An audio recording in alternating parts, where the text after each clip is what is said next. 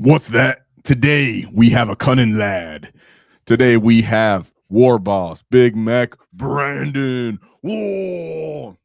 So, What's going on? Miss Brandon has actually caught the meta and the community by surprise, taking the Tactical Brigade for a ride out in the Grand Onslaught GT. We have it up here where my boy went 4-1 with Tactical Brigade getting 7th place. Congratulations, putting up some nasty score numbers. 100, 95, 98, 93. So when all hope was lost, Brandon came through to be a cunning lad. And I'll tell you what, we started a little late because I had to talk to him a little more than I expected because I was like, Tactical Brigade, but he went into pre-nerfed Vitrix Guard here at this event. So they were 4-wound Vitrix Guard floating around, and Brandon put the big old W on them with a plus 90-point win. So Brandon, how you doing? Congratulations. Tell us what's going on here, you cunning lad. Thanks, man. Yeah, no, feeling good.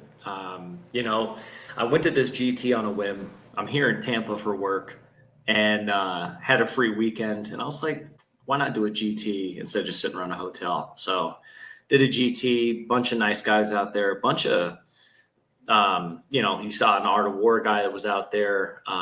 There's a couple pretty established dudes like the Almost Functional team was out there, and just some all around good dudes, had some good games. And, after not playing for like 2.5 months, took TAC out and let's go, baby. Dude, and you've been whispering at me in the background like, Tactical Brigade works, I promise. And I'm like, yeah, okay, Brandon, like maybe for you, bro. Like, I don't know if this is like a universal thing. Because I feel like it's just not working. But also I always kind of gave myself the outs of, or the caveat of always saying, or has someone really not committed to making it work because we're so disappointed and kind of saddened about its current status that people just threw it away right away, right? And I could say maybe I'm guilty of that, where once I kind of replayed it a couple times after it was nerfed, I was like, this is just so underwhelming that I don't feel like figuring it out.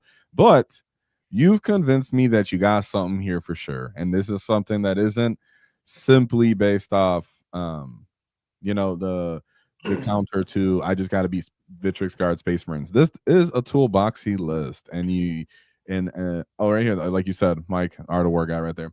Like you said, this is going to be a list that is going to take discipline to play, but as orc players, we should be quite disciplined as we're running Warhorde. So you want to give us a run through on your list? I'll read it out, some of the parts, and then we'll go back through. Is that cool?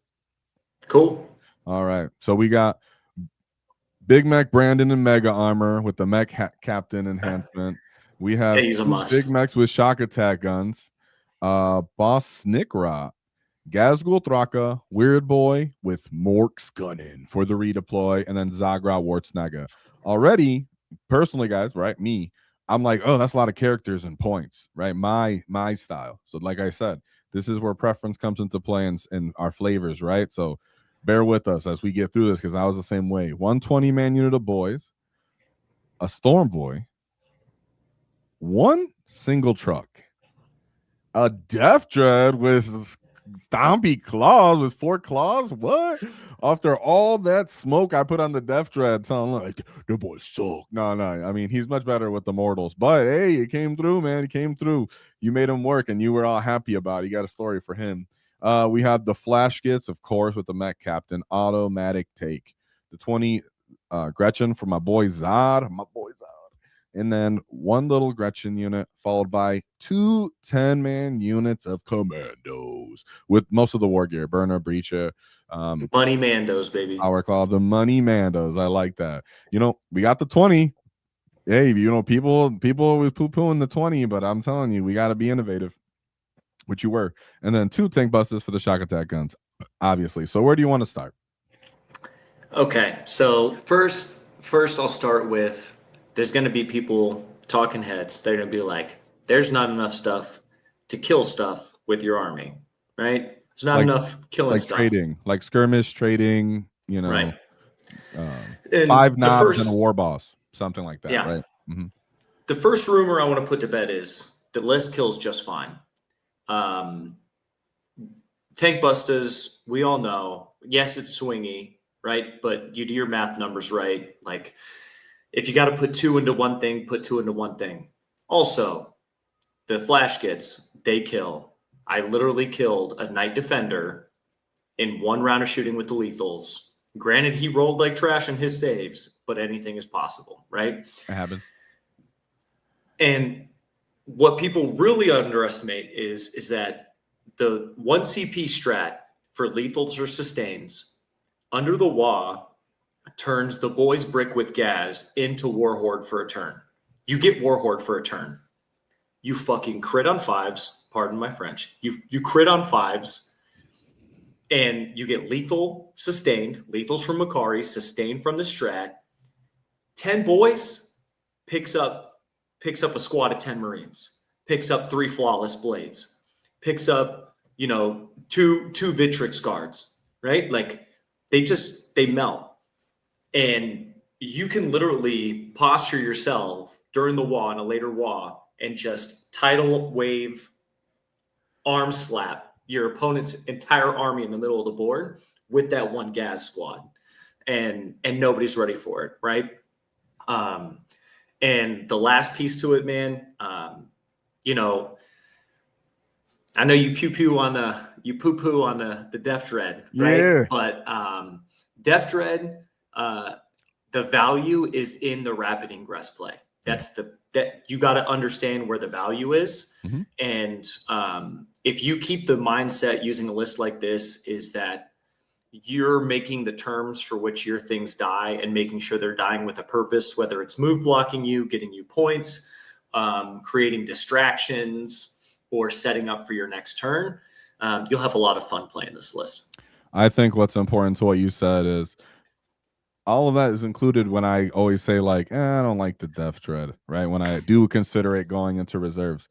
What's different here, really, in all of the questionable small aspects of your game, of your list, is when we were going over it, I was like, but, and then I go, but Mork's cunning. Mork's cunning, though. That might be like the second best reason to play the detachment in some ways. Like in a funny thing, it's then you start redeploying these little Mando units. You start redeploying Zod. You start redeploying the Flash Gits or the Tank Busters. Like all of a sudden, these really potent units that everybody's scared of, even if it's only for their 1 activation, right? The Ork glass cannon stereotype, right? Which has a modicum of truth, right? But the point is that usually people are like, well, I'll just pre-predict where that's going to be now that you deployed. You're not that fast or dynamic. In this case, though, as we look over your deployment and we look over your list and everything like that, it goes, yeah, but I have Mork's cunning. So you can't really know exactly what I'm going to do with this. And you have to respond to what I do as an orc, right? That's how you should build in your list, that people respond. Like my Cult of Speed list, you have to respond to that. I'm dictating the terms here. This is how your list is working. I'm dictating, but then you get to fake them out, which is what you like doing in the cunning lad. So that's what I was going to say I liked. And that also makes the Def Dread a little more interesting. What did you end up using the most? For your orders on Gaz Mob. I can probably guess, but I want you to tell us how you ran the orders, because I know some get out here is wondering how the orders worked, if there were exceptions to certain orders and such, just so those get heard. I know they got that question. Yep. Can I give a shout out to Mad Dog while you think about that answer? Of course. Bad Dog for 5 Waaagh Tactic gifted memberships. Let's go. I told you guys, you got us and we got you. I've been coming with more and more videos because of support you guys been doing, more work behind all this, because I appreciate you more than you understand. It's very generous and gracious and humbling of you. I truly always get taken back by this. So thank you very much, Bad Dog. You've been back to back helping us out. Hopefully we spawn some more orc boys after this, and that they're cunning lads, right? And we're gonna get some lads for each type of from cunning to Morky to everything to the DACA. Hopefully we bring that back. We need more blood axes. We need more blood axes. Here we go, dude. People always put blood axes down as the lowest, bro, and we're bringing back the name the Waaagh tactics, I guess. Dude, we're bringing some tactics back into this with the cunning aspect. So yeah, because that's really where I get the name from. It's from when the Blood Axes in the Codex talk about tactics. You know? The Waaagh tactics. Yeah, Oh yeah, you got it, bro. So tell us how the orders work now that I gave you time to think about it, and maybe mention Snickrot just a little bit more, because you did give me some more insight on him, and I want you can unpack him here a little bit.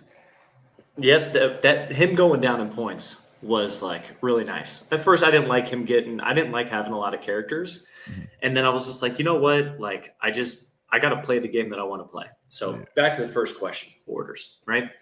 So a lot of dependencies are happening when it comes to orders. Does it suck that we can only get one order and we still have to take a leadership check? Yes, it does suck. What's going on, K. Flynn? So, like, does it suck? Yes. Get over it. It's fine, right? We get orders. For Gaz's squad, it would depend. Am I in the Waaagh, right? Do I plan on going into the Waaagh? If the answer is no, I'm probably going to do stealth and cover, because if I'm doing stealth and cover, I can do funny stuff like leave a single boy out, have them waste some shots in, pull that boy dead, and then now they can't shoot us anymore, and they're all mad, right? And it's cost me like 3 boys or whatever, right? Or if I'm doing the Waaagh turn, sometimes I like to do reroll charges because a 9-inch rerollable can be on the table with a weird boy. So if you want to do something like you want to put the game on the line with a 33% chance of success, cool, let's do it, right? But post Waaagh turn, I had some games I actually did it during the Waaagh turn when I was gonna like not do a jump. I'm gonna make the charge myself. I'd give them +1 strength, because when you start messing with +1 strength on the boys, taking them from the Waaagh giving them strength 5, +1 strength giving them strength 6, Gaz giving them +1 to hit, +1 to wound. There ain't much things that are infantry based that you ain't wounding on 2s.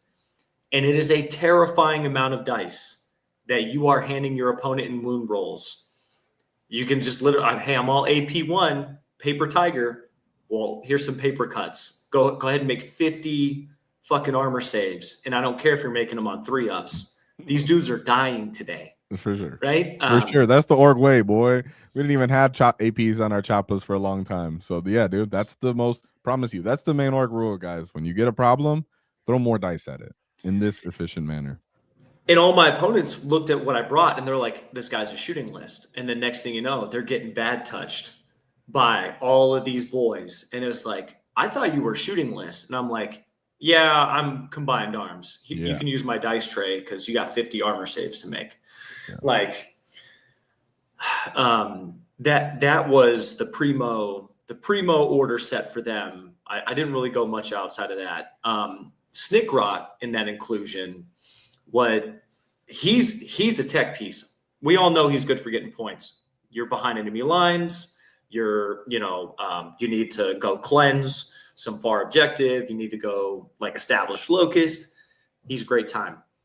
Early game, I station him within 15 inches because his 6-inch aura and then the 9-inch scout move for Zod.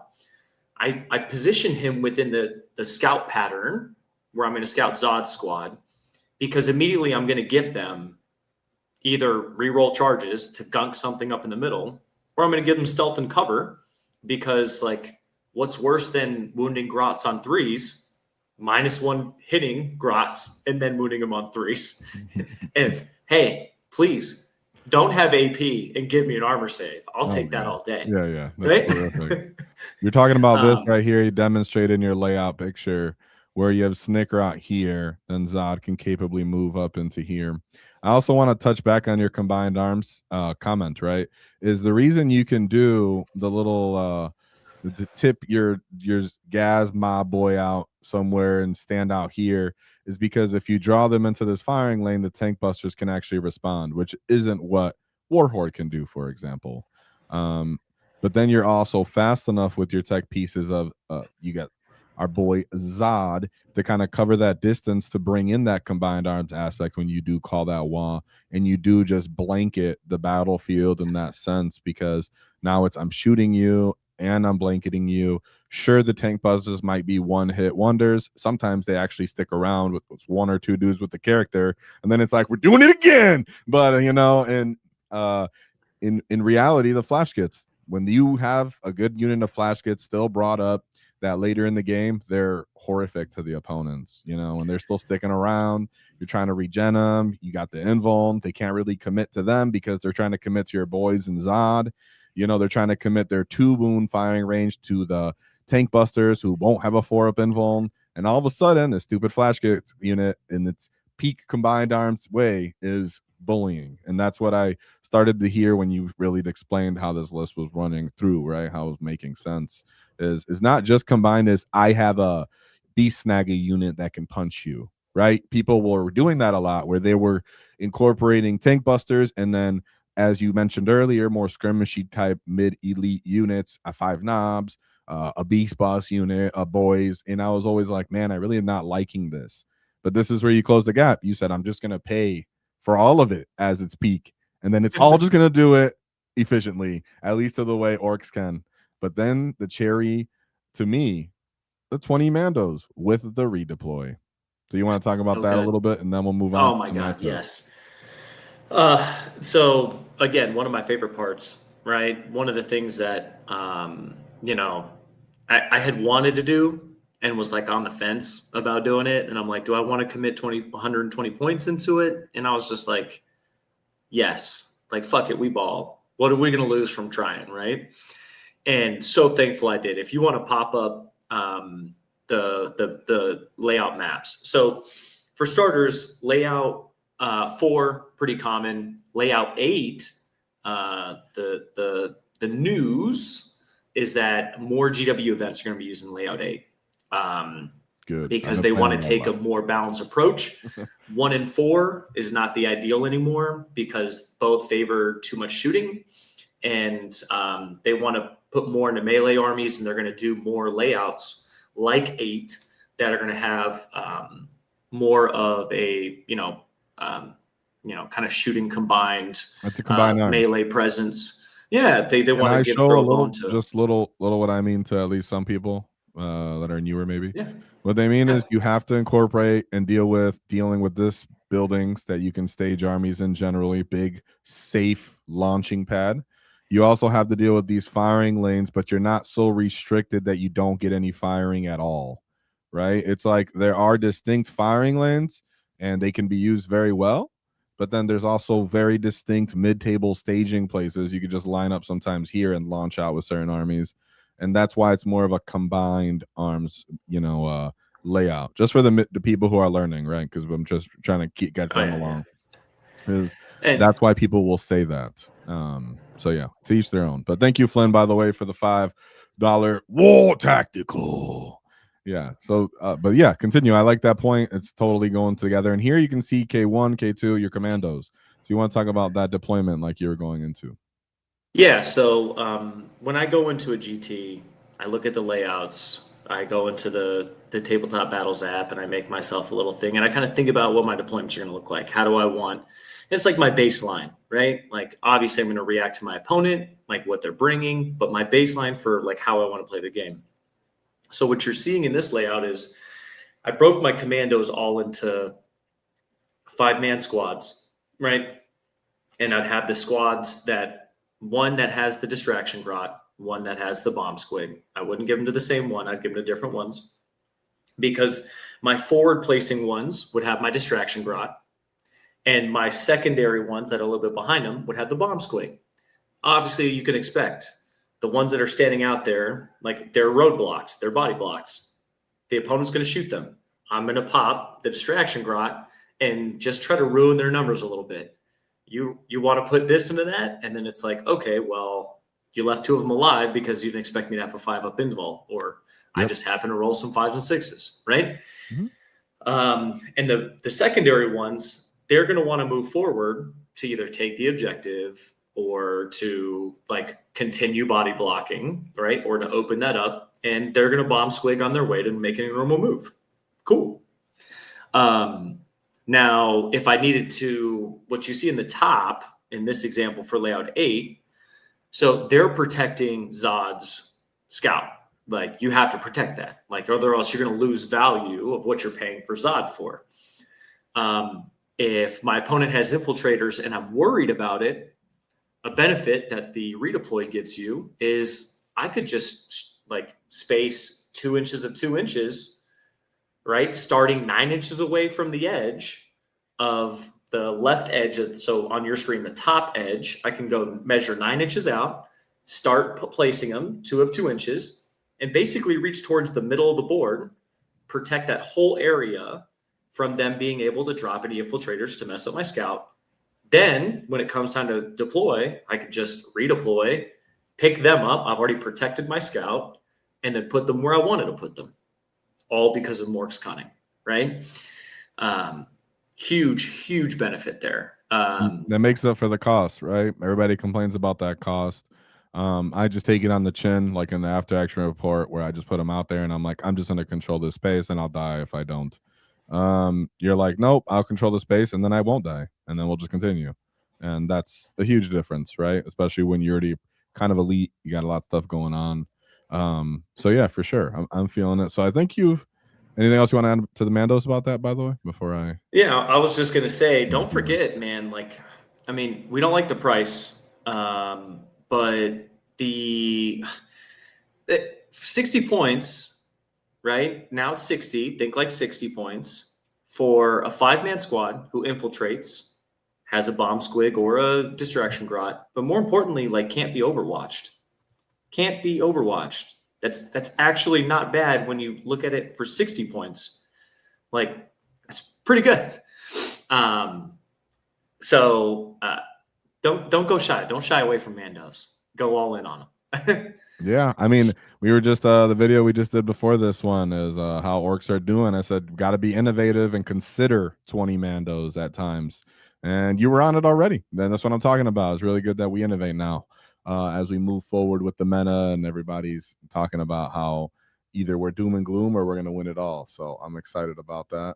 So yeah, let's go into your matchups, and yeah, and before we go into the matchups, we should talk about Light Creative. So if you guys want to check them out, we got a link in the description. I made a video on this battle mat. It's a grid, really good for newer intermediate players. You can see detail very well, helps you get used to staging up the terrain and understanding the distances, and kind of like Brandon does, where he presets where he's going to end up in games. So shout out to them, and it helps us out if you use the link.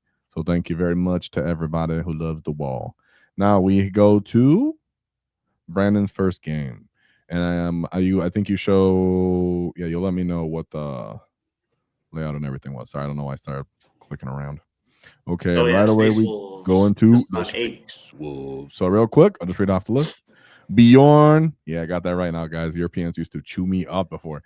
Captain in Terminator armor, Lieutenant with combi, Logan Grimnar, Wolfguard battle leader, Intercessor with jump pack, just 5 of them, a Fenrisian Wolf squad, a Lancer, 3-man Inceptor squad, 1 Redemptor, a Scout, a big brick of Thunderwolf cavalry, a Venerable Dreadnought, 6-man Wolf Guard unit, and then 5 Wolf Guard Terminators. So what happened with here? How did you feel about this one? I mean, so first I noticed, I was like, man, this guy's got a lot of this was actually dreads. This picture was actually your game 1, so it was taking hold game 1. So sorry guys, just I'm going to interrupt you. I just wanted to show people. No worries, man. Yeah, taking hold game 1. You know, big brick of Thunderwolf Cav, the little brick of Head Takers, the Termies that he's going to drop, that he can drop on round 1 if he wants to, right? And so funny enough, like I ended up dropping very similar to what you're seeing here, and Commandos just went forward to body block where his Thunderwolf cavalry could go. And the ones you're seeing on the top, they literally just moved that top row up and blocked that entire little space where those doggos wanted to run through. the second one from there. Yep. I ended up getting first turn, and I just pop, pop, pop, pop. Everybody just went there to body block. Zod went up to take that objective. You're not here. No. So he was all deployed, all up on the line. I just moved them up to that terrain feature and then just spread across that terrain feature because you can't walk through me, right? So, and then the other commando squad again, they went up to the side, but they went up just far enough to where I wanted him like right in the middle, so that way he couldn't charge both units with one and like get double value. Like you're gonna have to charge one at a time, figure out what you want to do, right? And then I positioned the flash kits out of the truck from that spot into the middle. I just fuck it, we ball, put them in the middle terrain feature right there. Yep, right there, so they can just see everything. And it was like, when you make the commitment to pick these commandos up that are on this top side, you're gonna get punished for it, which it happened to his dogs. Got punished for it. And then what I ended up doing is thinking he was going to pressure hard and like go pick up, but he like played really reserved and like he kept his Thunderwolves back for an extra turn. He's like, I know what this guy's doing. He's move blocking me. And when that happened, oh, man, I was just like, okay, cool. I held off from doing the Waaagh, and I actually jumped Gaz and the Weird Boy over to the top expansion objective. Just jumped him over there. Yep. Staged him because my turn 3 Waaagh let me get out and completely hit that middle part of the field and leave that with Sticky. So I could just commit everything off of it. And the Grots and Zod took us home. And exactly, right? So during the Waaagh turn, it was just obnoxious. Not to mention the bottom of his turn 2 and his movement phase on the bottom side. I actually rapid ingressed. So the bottom of the screen, I rapid ingressed a Def Dread actually like right in front of where his deployment zone ends. So at that like 14-inch mark from his side of the table, because in that turn you can drop outside of the opponent's deployment zone. So that was a nice little hilarious move. He's like, I don't even know what to do with this, T9 idiot that just dropped into my field. And the Gaz brick ended up going into his head takers and his termies because he saw the boys get staged. So he dropped his termies, and I guess he just didn't respect the Gaz brick and was just like, that's fine. He put the head taker's oath on the Gaz brick. He's like, I got this. They picked up both. The Gaz brick picked up both squads. I divvied up Gaz and like 5 boys into the termies. Yeah. The rest of the boys and the head takers. And that was all she wrote. Yeah, absolutely. I love that double whammy of when it's time for Gaz to go. You got Zod to kind of cover the distance and keep pushing the problem, especially in this detachment. You're going to fall back, give more OC to these units. I like the early game flash get move. Also, people pull that off too as well, because then it's like, I'll kill your chaff, I'll shoot some stuff, I'll overwatch you. Then in response to that Space Wolf list, right, he had a Redemptor and a Lancer and maybe some other mitigated, like minimum fire. Redemptor's killing a couple of flash kits maybe if he decides to start shooting at them, but then there's everything else that's kind of able to actually respond and just pick up the Dreadnought if he wanted to and such like that. So that's where the list is starting to show its toolboxiness. Oh, you don't really have that much shooting for my shooting platform unit that actually has a defense? Well, when you respond with Yuga, I can respond with my shooting. If you respond with something with fighting, I can hit them with my fighting. If I need to tar pit you and OC you, I can do that too with Zod. If I need 4 damage and AP from punches, I have Gaz. If I need volume to get through your nice save, then I have the rest of the boys, and I split these up with the critical 5+. That's where you're seeing the tools kind of come through here, right? So I'm feeling that. Tank busters slap Gladiator Lancers. They slap Repulsor Executioners. Yeah. Like, don't sleep on that. And they slap Dreads.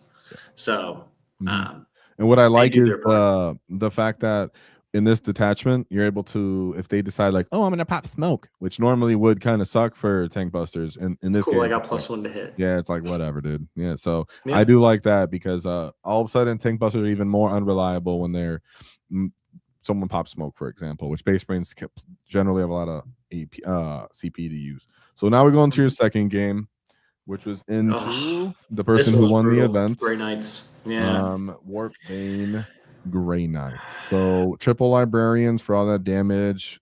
Castle and Crow, Nemesis Dread Knight Masters, 2 of them, 1 strike team, triple Razorbacks, an Inceptor squad, a Land Raider, a big brick of purifiers, a small purifier, 2 5-man purifiers.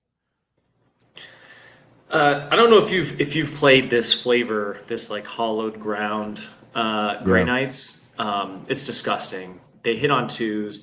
They get like full super reliable damage. Manipulated with purifiers, so basically get full rerolls to hit, full rerolls to wound. Yeah, all the time.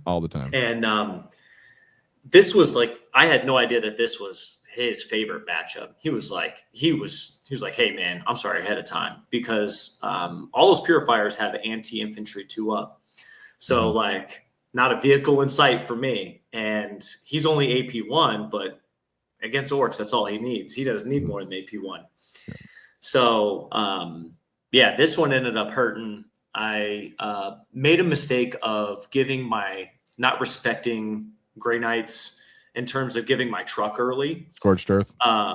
Yeah, I aggressively staged we played in 4, just like that. Layout 4. I staged my commandos early and got first turn, which the whole play with them was to just go and touch his Razorbacks, not give them their movement for a turn. Yeah, for sure. Dudes are inside. Like, I'm not going to let you stage your Razorback so that way it can take the objective and hold the objective while your dudes just get out and mollywop me, right? So, but the part that I messed up on, and I take ownership on this, was by doing that, I gave him all of my pieces for Scorched Earth. Like, these were the units that I should have been keeping back to do my burning of objectives and to screen his Grey Knights from being able to drop in, because I could have had the benefit of turns 1 and 2, commandos are screening, and I just pull them into reserve with the strat for when I want to use them to do another action rather than screening my backfield. Keep it for the rest of the game to pretty much save forever. Right. Yeah. So I ran out of resources really quick. I made a big time gambit turn 3, and David was telling me, he's like, dude, like, you made one misplay that I would have lost the game, because I literally put reroll charges on Gaz, and I jumped his ass to the bottom objective outside of 9 from one of his strike squads and his Razorback. A different squad with Castell and Crow, who was behind him, because Castell and Crow had basically, first I had thrown up Zod's squad and said, go ahead and remove them, and basically staged to come in for the next push after he took Zod's squad. And Zod fished out Castellan, which I thought he did, but I had no idea that Castellan Crow had like 70 shots. Like, that squad put out like 70 shots. He gives them more shots from what I remember, doesn't he? And hitting on 2s re-rolling, like, it's disgusting. Like, stealth and cover is useless. Like, for sure. That's what they're known for. That's what they're known for. They just do whatever damage they want. They're like, damage, I do all of it. That's it. Yeah. And so when he just like he gives that one squad takes to the unit. When that squad took all of Zod's squad easy, I was like, oh, you need to go. And so, got super aggressive with Gaz and the boys, and rerollable charges, set them up for 9. And that was one of 2 times in the game where I banked a 9-inch rerollable, and it worked. Let's go. And I went in and strike squad, Razorback, 70% of Castell and Crow's squad nuked on orbit. And I made the mistake of not pushing my pile-in and consolidates towards the middle objective, and instead bit on Gaz getting the opportunity to bust his Land Raider. when I really shouldn't have. The Land Raider wasn't really doing anything for him. It had last cannons. Like, what are you killing? Like 4 boys, who cares? But I bid on it, and so by Gaz biting on the Land Raider, boys have to keep coherency to follow along with it. That wasn't models. I was moving towards the center objective to be able to get an early jump on sticking 2 objectives and forcing him to have to come back and go get it, because the strikes have a method for sticking objectives too. The Grey Knights do. Purifiers, I think they're called, but yeah, they have a method for sticking an objective as well. So he ended up doing that and being able to just have an extra turn of not dealing with the middle objective and just being used to kill stuff. Which is how he wants to work, to be honest. I mean, he's all about killing that the whole detachment. You know, that's the whole point of the librarians too. You know. Yep. They and such. So the whole list is built around that. And yeah, he probably wants, you know, this matchup because they can draw out certain assets and just delete them right away at their own will, and the volume and the reliability that other versions of Space Marines can't do. So yeah. Yeah, Scorched Earth is one of those mission sets where the final score doesn't look like the game was ever close. But in turn 3, turn 4, the game's fairly close. All it takes is being at the bottom of turn 2 or turn 5, which he was, to get all his burns off, and boom, right? You burn one, you burn the ink, then you burn your opponent's home, and like you're back in the swing of primary. So yeah, for sure. And I've definitely made that similar mistake where I exposed too many of my Mandos or your chaff because you're like, I really want to control what you can kill, and you're like, oh, I needed that for the not killing parts. Yeah. Oops. Yeah. Yeah. So now I get that. I feel like every orc player has done that where you're like, look how smart I am. And then you're like, oh, fuck. All right. Like, you know, like the opponent, as you could tell, he won the event. He's very smart. Yeah. Very, very good dude. So kudos on him for punishing me for my mistakes. Yeah, for sure. Well, from here on, you took W's and all plus 90. So here we go with Emperor's Creepy Children. So we have Demon Prince of Slanesh with wings, Lord Exultant, triple of them, double Infractors with double Tormentor squads, 2 Rhinos, 2 Chaos Spawns, a big 6-man unit of Flawless Blades with 2 3-man Flawless Blades, and then 3 5-man units of the Noise Marines. So how do you feel about this matchup? I'll tell you what, Tank Busters and Tactical feel much better into this, being able to actually deal with that guy to a certain degree. So yeah, how'd you feel about this matchup? How awesome were the flash kits? What's going on? So yeah, flash kits were awesome. The psychological warfare of me being able to tell him like these flash kits can pick up your Demon Prince with wings in Overwatch when I pop lethals. The psychological warfare that brings to an Emperor's Children, because they'll look at you and they'll be like, "No, you can't, bro. It's a Demon Prince with wings." And I'm like, "You want to do the math? I'll give you a second. You can go ahead and do it." But I've done it multiple times with a buddy of mine in my gaming group. Like, and it's not that you'll reliably do it, but it's just that you might. And it seems every time I do it, it works. So I mean, I'm 3 of 3. Hey, that's some orc thinking right there, dude. Like, I don't care. Just every time I do it, it works, bro. Like we're just doing it. So, exactly, no, right? But the psychological warfare is just as powerful as the actual doing it itself, right? Because he kept that thing back for 3 turns. He was so scared of it, which was perfect. That's what I like about your list, though, dude. Your whole list kind of does that because of the redeploy, because of the multi-tools of it. Oh, I'll come forward and take this firing lane. Typically, I'd take on an orc. Well, I got a tank buster. Well, your tank buster is not that reliable. Well, I'm even more reliable as a tank buster. And if I'm not, it doesn't matter because next turn I can still reach you and smash into you if I decide I'm not reliable enough to just shoot you away. That's the whole point of your list, though. And the flash kits are a part of that in this matchup, right? You didn't even tell me about this matchup. I just knew this flash kits would be horrible for them in this matchup. Yeah, for sure. And it was hilarious because I kept them in the truck a turn longer than I normally would and exposed all the commandos and Zagrod squad up. And the whole point was to fish all of those flawless blades out of their rhinos and get them into the center of the board. And I literally just in this one, I jumped Gaz to the bottom terrain feature right outside my deployment zone, just right close to that center piece. So if you're looking at not that one, a little bit further back, like in the L, like there, correct. Yeah. Because everybody was staged up and I pressured up into the center, it was supply drop. So that turns into 2 objectives.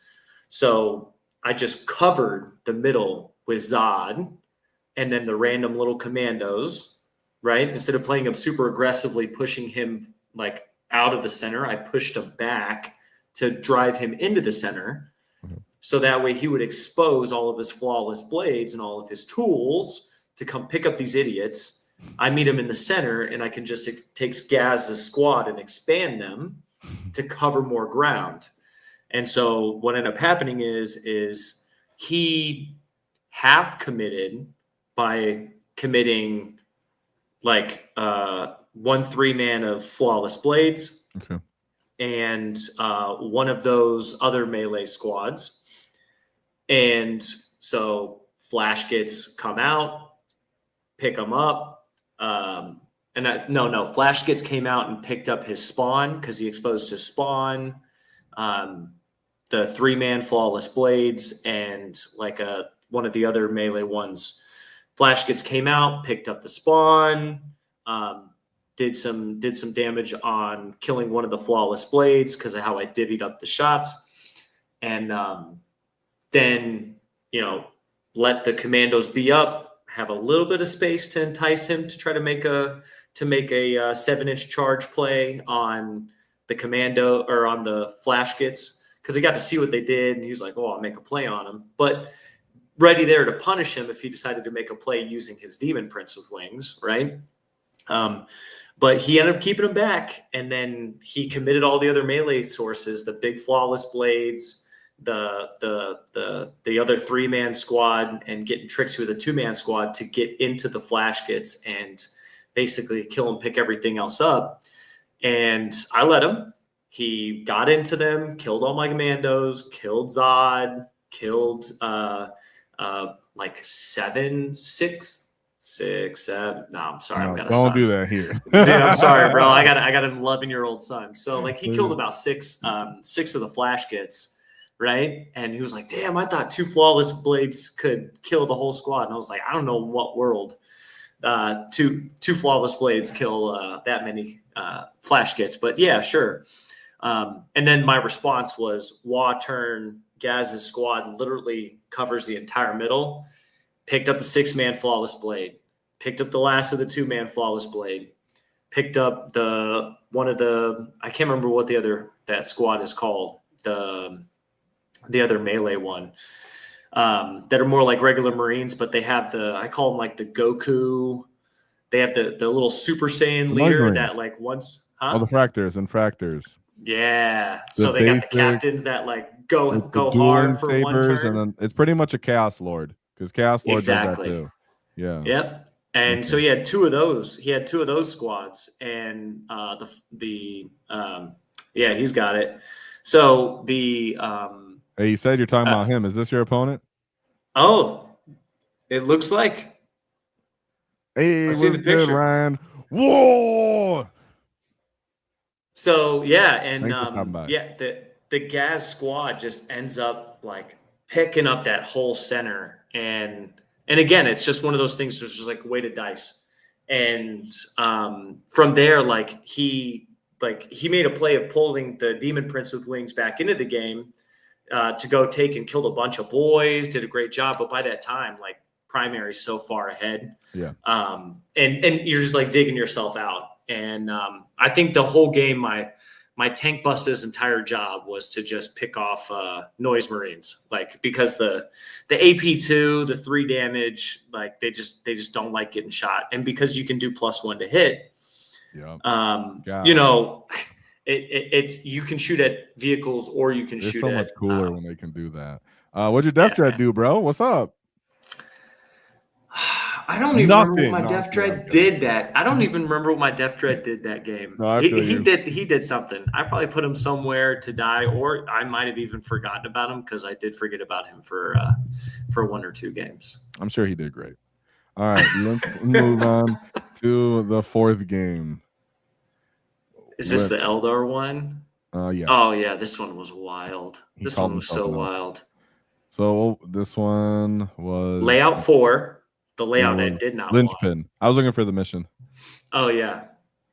Yeah. This one was wild, right? So you basically take the layout, the setup that I wanted to do and just throw it away, right? Well, I'm gonna read the Because list real quick so Go that ahead. people can follow and track.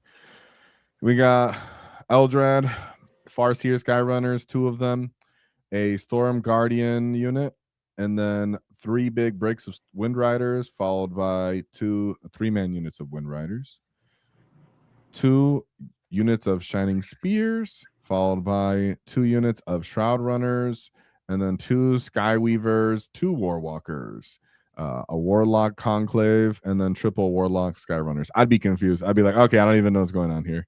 I'd be like, I never played this before. What's going on here? Looking across, it's just a bunch of bikes. The dude had a tray of just bikes everywhere. Yes. And his intro of like setting up is like, hey, just a FYI, like all my stuff moves 14. I can advance and charge. I can do whatever I want. I go everywhere I want. Like I am speed, right? And I'm like, cool. What's the profile on all your like bikes, guns? And he's like, Oh no, strength I 6. can't hide in here at all. Yeah. I He's get like, past anywhere and shoot you. Well, I guess they can't get in there necessarily, but they can get everywhere. All right. strength 6, AP, I think it's strength 6, AP 2 or AP 1, 2 damage. It's like the perfect number. I'm like, I don't want any of these bikes shooting at me. So we deploy, and I keep 2 commandos back in my home to block, and the other 2 I put aggressively to not body block, but to have an option to take the expansion objectives. And we roll for first turn, and I got first turn. And this was my dumbest and smartest game in the entire tournament. I say that because I looked at the board state and I saw the tools that he had, and I was playing the game out in my head. And I said, if I play Honest Warhammer, I lose. I lose this because he's too fast. He can disable Overwatch, go kill my flash kits because he can use the tokens to stop Overwatch from happening. Yeah. And he can just one by one pick away any tool that I try to use to put on any of the objectives and easily just roll me. Now, my only avenue for winning, because I got first, was to literally Waaagh turn 1, shove Zogrod into as many bike squads as possible, aggressively throw out my flash kits to try to shoot the Harlequin bikes that he had that would pick up Zod in record time, because otherwise his bikes are just like, he's using Shining Spears to punch Grots, and that's hilarious. And that was kind of my path to victory. And the last piece of that path to victory was to literally jump Gaz's squad on the middle objective, 9 inches away from his cluster of bikes in his deployment zone, right there. Yep. And lo and behold, I gave him the order to reroll charges, aggressively put everybody out, and he did just that. The funniest thing about this match, and I know why he did it, and he was doing an intelligent move, right? He had a Warwalker who was stationed right there, right in the path, and I jumped 9 inches away. The Warwalker has a reactive move. When he got shot, he actually shoved the Warwalker forward, closer to me. So the Warwalker's only 4 inches away from me instead of being 9 away.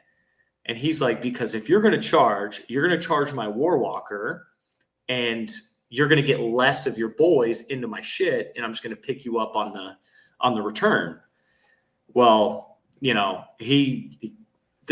don't want to say like he miscalculated, but like when you body block and I measured out my pieces and I had spread them wide enough when I jumped that I was a far enough distance away with a lot of my boys that I would meet the qualifications for being closer to the enemy unit while being able to fall within 3 inches or within 4 to pile in to his other units that he had staged nearby. Yeah. So when I finished my initial charge moves, I was closer to my charge target, but yet still in pile-in distance to be able to pile into the closest enemy unit, which was his other bikes. And so turn 1 ended up being like a slugfest that probably killed 60% of his bikes. And he did a lot of work with the remaining bikes that were left. But yeah, turn 1 killed 60% of his bikes. And he was playing on the back foot for turns 2 through 4. In the 5th turn, he did good because he took fixed. He took assassinate and locust. And he could take little idiots like a single bike and then just uppy downy them and get a locust. And every time he was killing a character squad, he was scoring. But you can see in the point difference, I just took primary completely away from him. And it was all banked on, the failure point of failing the jump with Gaz and the failure point of a rerollable charge.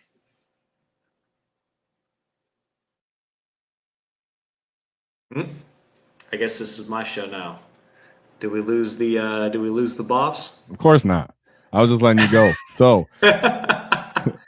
no, that was it's a pretty wild matchup, but you do have to play Aeldari in that somewhat disrespectful manner where you have to kind of get right up on them if you can. But you can't do it if you don't got Zod. And I preach it, and people think I'm just a little weirdo for it, but I've been telling you guys for like a year and a half. It's just that's for those weird situations when something just needs to be touched. And I just got to get up there. And I love that. That was really smart thinking to just, I have to give them my wall, but really it's because I got to start touching these stupid things because they can't punch their way out of this necessarily.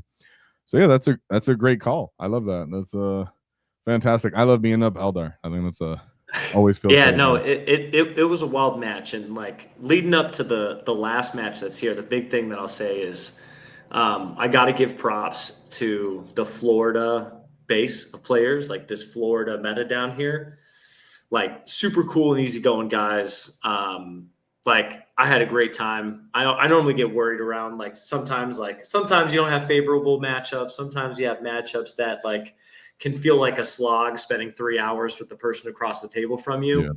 Yeah. Like at no point this was, which was really awesome. Yeah, that's awesome too. And I was gonna say also with that calculation from the player when you made the charge on the walker is people assume that you have to like base to base your boys when you're basing the walker, right? You can make a space big enough that another boy base can't base.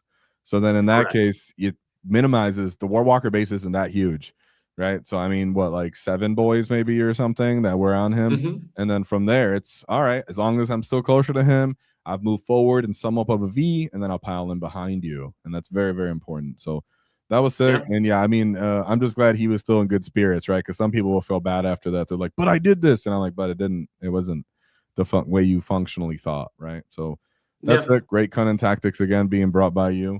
And then we move into your final game, which is, as promised, against Space Marines. the pre-nerfed Ultra Smurfs. So we got Kato Sicarius, Lieutenant with Combi, Manius Kalgar, Hrubute Gilliman, Intercessors, and Impulsor. A Assault Intercessor with Jump Pack. We got Company Heroes, Gladiator Lancer, Incursors, Double Redemptors, Scouts, and then a big unit of the Victrix. Yeah. And man, were the Flash Kits the star of the show in this one. Yeah. God, they were the stars, bro. This was layout 8. Which was like nice. I literally got to play layout 8 twice this whole event, and I was like loving layout 8, but I only got to play it twice. The other 3 times were all 4. And very similar structure what you're seeing here, except commandos were in the same place. He had staged his scouts towards his bottom expansion. So that squad of commandos that you're seeing by that bottom objective on the screen was a little bit farther back, but they ended up moving to that location in my first movement phase to just like not allow him to walk through that wall. So they were just an inch out. So like you have to go around. There's no like you can you can't go through the wall. You can come around if you want to like come that, punch. essentially. Exactly. But 1 inch away from the wall. So like they can't fight me through the wall. They just have to go around. Right. And then, and then the other commandos that you're seeing in the terrain fixture in the middle no man's land, middle no man's land. Yeah. They just basically, I brought one model up, touched the center objective, and he just held the objective for a turn. I staged tank busters right next to where you see the truck. So the flash kits and the tank busters were both sitting in that nice little location. Zod and the other tank busters are exactly as you're seeing them on that map. And he staged his company of heroes with Rabute, Gilliman, and Calgar all on the top screen, right by the home where you see the arrow pointing to. Like that's where he staged that whole brick, just disrespectful. Like, yep, right there. Oh yeah. What the? I thought he'd at least be here. Like, no, okay, whatever. No, he staged them. He staged them right there, like disrespect wise, right? And and the dreads towards the bottom. Is a funny way to put it. Sorry. Yeah, man. The impulsor. He put the squad that scouts in the impulsor so the impulsor could scout, get the dudes out, and then throw Kato, and his squad into that, and then use that to basically move towards his natural expansion, then move Kato and them towards the middle objective. I kind of saw that game plan happening. Like I was like, okay, I see what he's setting up to do. So turn one, push those commandos there. So they were blocking some of his movement. Those commandos at the very top, again, 1 inch away from that wall. So he had to go around that wall, no walking through it.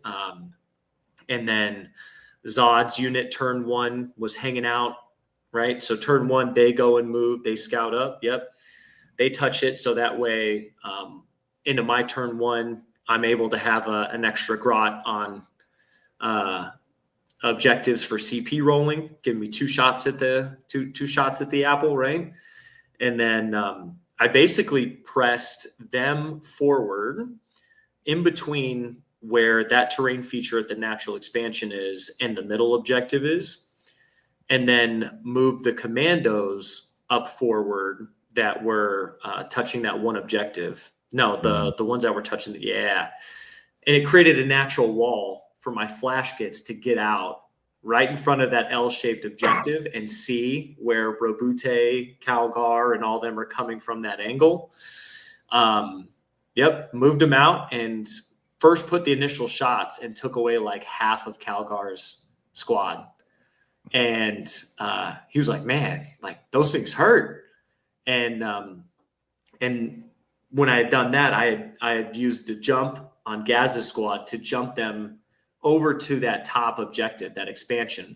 Yep. And I just hugged the back wall up there, the back edge of that board. Just like right there. Yep. And then just put one little boy on there. So that way I could sticky that objective in the next turn and stage myself to go punching and running towards the middle. Because I knew I was going to start losing resources there. And lo and behold, in his turn, he disrespectful yet again, marches Calgar and Rabute through the channel that, and not that one. He couldn't get around to that one. Exactly. So he made that walk and advanced because he could advance and charge around there to get to Gaz because he wanted to get Rabute into Gaz, right? Exactly. Now, Calgar, unfortunately, and his boys didn't make it because they suffered the overwatch. And so it was Rabute by himself. But he made it, made the charge, epic challenged Gaz, smacked Gaz out. And then in response, because he did some attacks left over and it killed some boys too. I actually didn't pile in to Rabute. I kept the boys off. I let them die out. Cool. That's you. Then at the start of my turn, Flash gets just immediately turned to look at Rabute and was like, "What's up, homie?" So Flash gets kill Rabute Gilliman with lethals. And then he stands back up. I've already called the Waaagh at this point. Makari's still alive, so lethals are in play. Yeah. Right? And all the boys smash into Rabute, kill him because we got the lethals going. Yeah. Can't stand up twice. And then next turn again, he's got to go. He's got to have an answer for the middle objective. He tries a Redemptor, tank bustas, alongside with my cute little dread, who rapid ingress at the bottom objectives outside that little outside that L-shaped terrain piece. Yep, within 6, outside of 9 from where his impulsor that dropped off Cato Sicarius and his homies. And he made a play for the middle to my flash kits with Cato. Had to eat a whole. They ate a shooting round. They ate a Overwatch round. Got in, killed my stage tank bustas that had shot at one of his Redemptors, as well as 3 or 4 flash kits. And then next turn, fallback shoot and charge. I just shot him again. They died. Redemptor had 1 wound left, who died to a bomb squig. I think the other squad of flash kits that I had brought them from strategic reserve close to where the Def Dread came in, because they staged to pop his other Redemptor Dread, which it took 2 turns, but they got him. And then by then, Zod and his whole crew took his home. Yeah. Because they moved 12. They just yeeted right up to his home. And he ended up committing all of his JPIs to try to kill Zod.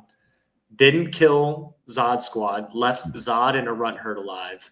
Zod and the runt herd slapped the JPIs down to 1 single JPI, in which that JPI failed to kill Zod in the next turn.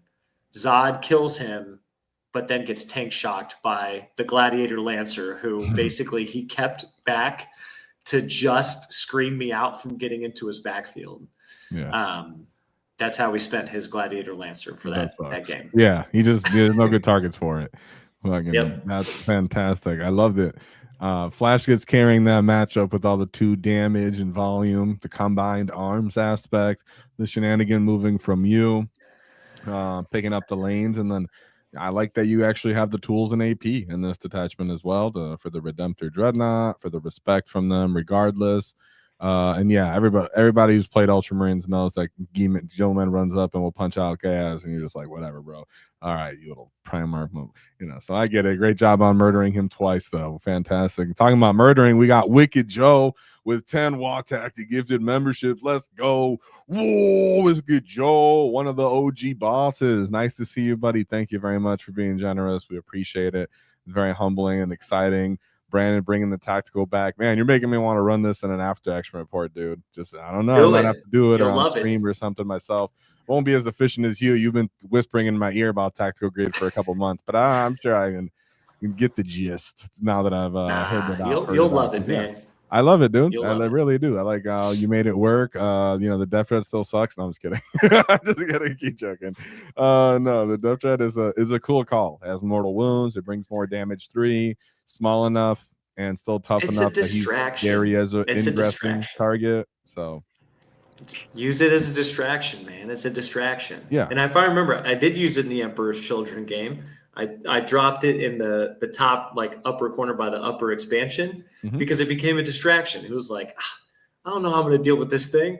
And I was like, if you don't, he's going to meet some noise marines. Yeah, dude, it's a distraction. He's a distraction. He's a distraction Carnifex. I still think he should be 100 points. So let's go. Don't tell everybody he's that good. No, I was kidding.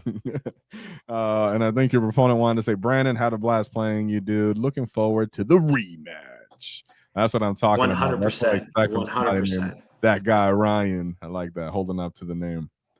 All right, well, awesome, dude. And then you got a big old score, like I said, to finalize the scorecard 157, 95, 98, 93 with your Tactical Brigade.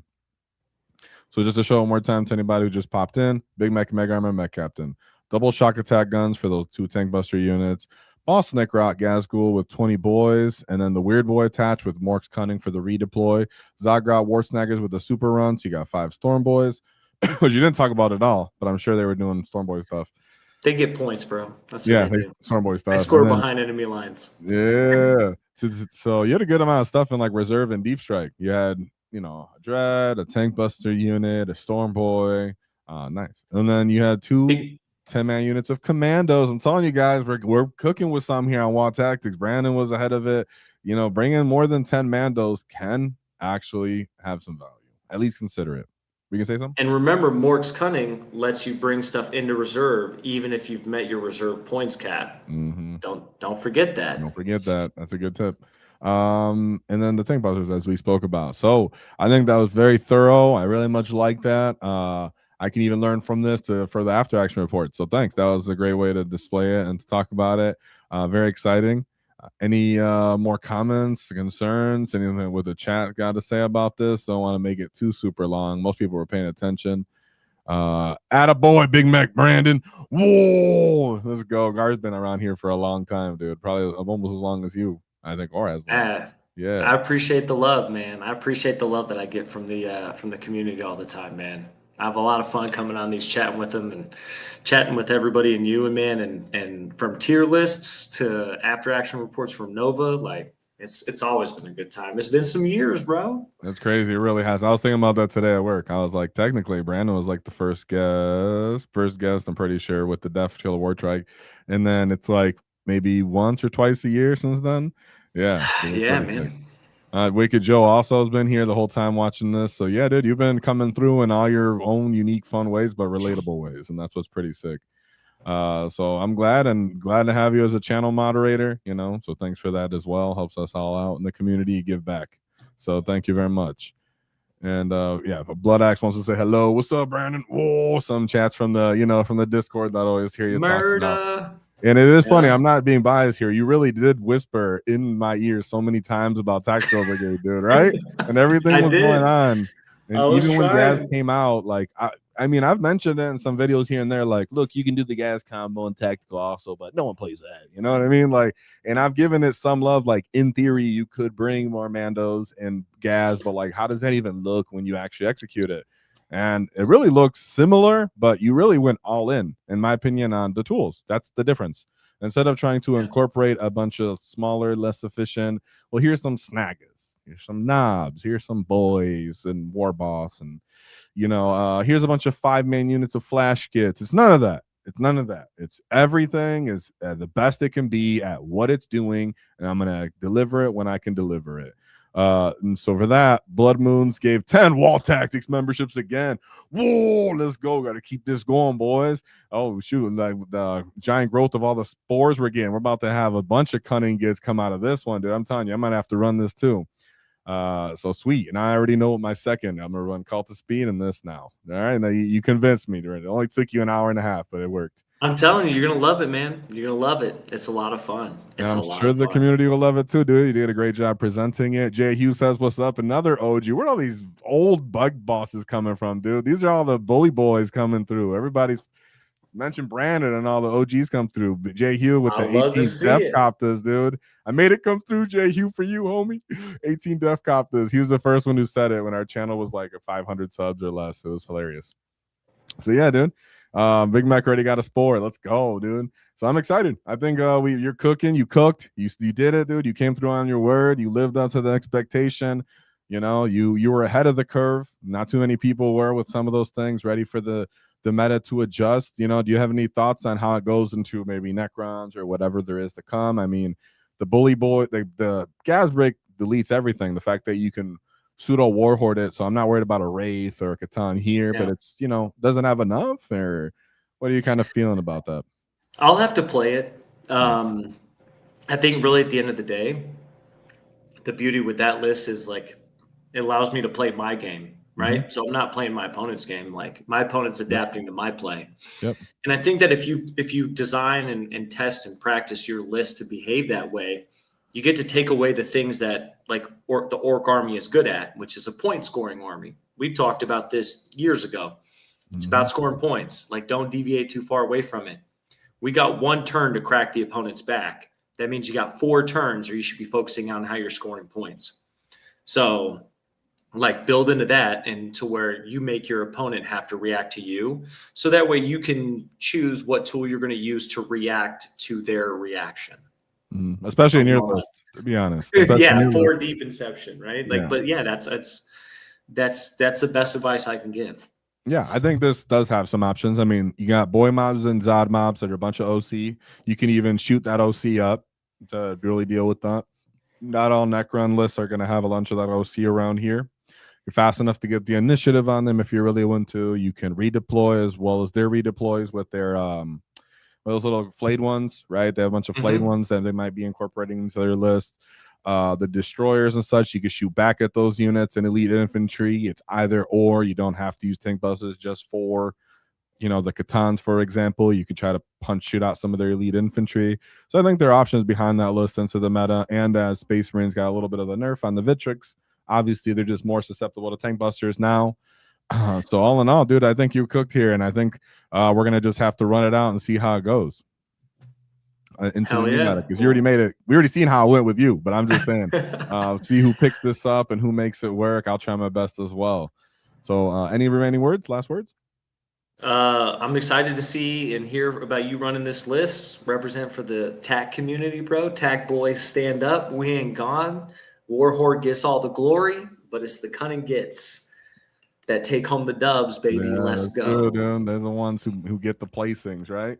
So yeah, I'm gonna have to try to feel this out, dude. So yep, as you guys know, we got a stream table finally secured that we can start showing the practice games I'd be doing, and then take it to some little events here and there, and actually try to execute it. So a bunch of fun stuff to look forward to. So thanks for motivating that and getting that jump started. That's what we needed for the start of the year. We need it for the new meta that's going on, and I hope many orcs are encouraged by this, because I know I am.